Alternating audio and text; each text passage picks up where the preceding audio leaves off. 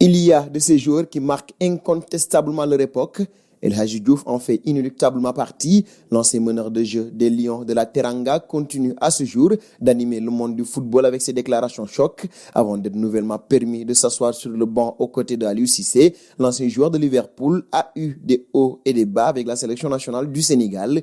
Une des anecdotes de ces relations tumultueuses, c'est El Hadji Diouf lui-même qui l'a révélé. À ce jour, El Hadji Diouf est le joueur qui a laissé la plus grande marque avec l'équipe nationale du Sénégal. Pourtant, il a failli ne jamais porter le maillot des Lions de la Teranga après avoir été viré de l'équipe à l'âge de 15 ans. N'eût été l'intervention de feu Pape Diouf, ancien président de l'OM, El Hadji n'aurait jamais été la légende qu'il est devenu aujourd'hui dans son pays. Me concernant, j'avais pris une décision, celle de ne jamais jouer pour l'équipe nationale du Sénégal parce que j'ai été viré à l'âge de 15 ans et donc j'ai refusé de porter ce maillot. Et quand Pape Diouf est venu me voir à l'époque, j'étais à Rennes, il a su trouver les bons mots pour me faire revenir sur ma décision en me disant que la meilleure chose qui peut m'arriver dans ma carrière est de jouer pour le Sénégal et c'est la meilleure chose qui m'est arrivée, raconte ainsi la star de la génération 2002, alors invité sur Radio Foot International. Mais qu'aurait été la fameuse génération 2002 sans El Hadji Diouf? Les réponses seront diverses, mais une chose est tout de même sûre,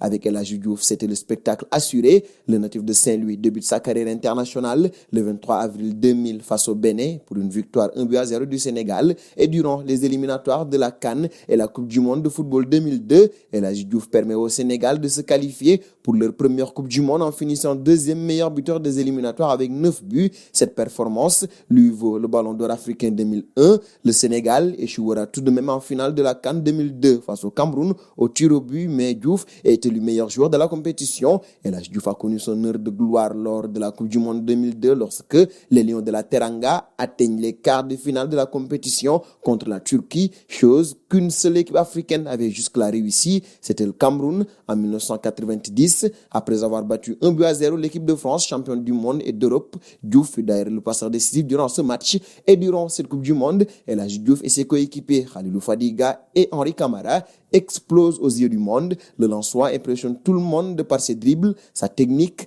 et son aisance sur le terrain. Même Pelé est convaincu de son talent. El Hadji Diouf sera classé 7e au classement des meilleurs joueurs de la Coupe du Monde 2002, derrière le trio de tête Olivier Kahn, Ronaldo et Hong Myung-bo, et choisi parmi les 23 All-Star Teams de cette Coupe du Monde. Fort de ses performances, il gagne à nouveau le Ballon d'Or africain en 2002. Il est d'ailleurs le premier Sénégalais à avoir remporté le Ballon d'Or africain.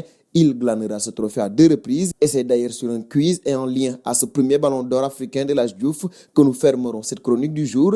Lorsqu'il gagne le Ballon d'Or en 2001, quel joueur africain arrivé deuxième derrière lui? Le premier à donner la bonne réponse sera distingué dans notre prochaine chronique. En attendant, n'hésitez pas à vous abonner et à activer la cloche de notification. C'est pour ne rien manquer de nos vidéos.